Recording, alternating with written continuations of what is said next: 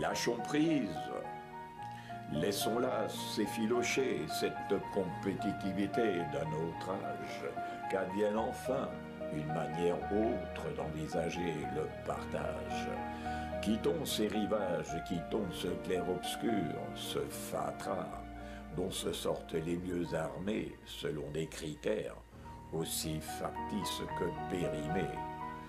Tournons-nous vers d'autres horizons, de ceux où resplendit la lumière, d'une autre manière de faire, d'une autre manière d'être, qui nous permettent enfin de nous révéler de par nos natives potentialités, réanimer, réactiver.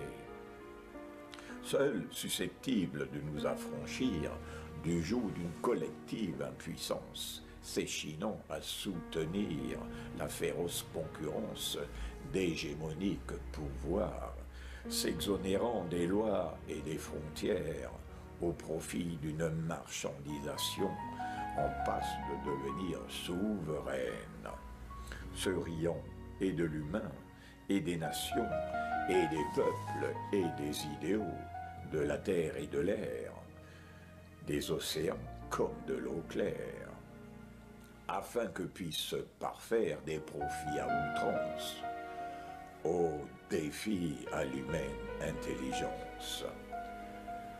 Laissons-les s'épuiser, ces penses surexploitées, archi-mercantilisées. Laissons-les s'effondrer, ces échafaudages arriérés, vacillants et dénaturés, pour reconquérir et laisser refleurir la lumineuse et originelle créativité, fruit d'une pédagogie cessant d'entraver la libre manifestation des élans d'authenticité qui animent le juvénile désir d'être, de découvrir, de comprendre, d'apprendre, ludique essor au mystère de la vie, l'existentiel éveil qui s'ouvre en permanence au sein d'un monde à découvrir, un monde en devenir, un monde à édifier, un monde à réédifier. Changeons l'école, une nouvelle mentalité émergera pour s'incarner en un autre modèle de société. À la jeunesse et à toutes celles et tous ceux qui la portent dans leur cœur.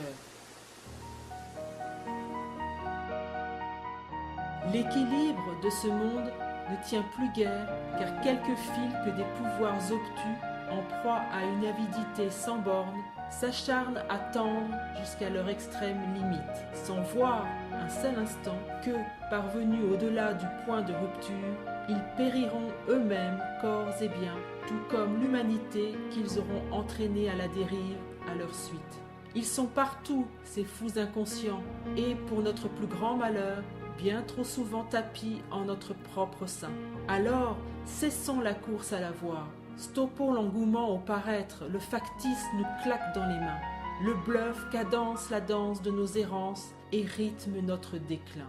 Au final, détritus, déchets et rebuts, épars de par la terre, l'eau et l'air, signeront magistralement le vide vertigineux d'esprits déliquescents qui auront dévasté leur propre lieu de vie. Néanmoins, si nous sommes les créateurs inconscients de ce naufrage annoncé en nous perdant de vue en tant qu'humains, nous avons aussi et surtout la capacité d'être les architectes d'un retour à soi en faisant preuve de lucidité et d'humanité. Toutes choses que nos lieux d'études actuels, nos éducateurs, parents inclus trop souvent, ont délaissées au profit d'illusoires réussites pour un avenir chaotique. Alors, lâchons prise.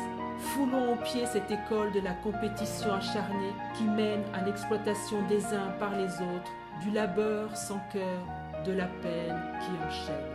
Non, vous n'êtes pas des galériens et la vie n'est pas une galère. Vous êtes des citoyens à part entière et en tant que tels, face à vos aînés démissionnaires, en capacité de prendre votre destin en main. Par une respiration d'ampleur, un souffle régénérateur, abattez tel un château de cartes tous ces vestiges d'un savoir au service d'un devenir sans espoir. Une réorientation de trajectoire peut parfaitement s'opérer. Elle est à portée de main, mais le temps nous est compté. L'éveil propose un tel dessein. L'art est la manière d'aboutir à un nouveau modèle de société s'engendrant au sein de l'ancien pour advenir à pleine maturité à l'issue d'une vingtaine d'années. L'éveil, l'éveil, l'éveil, l'éveil, l'éveil, l'éveil.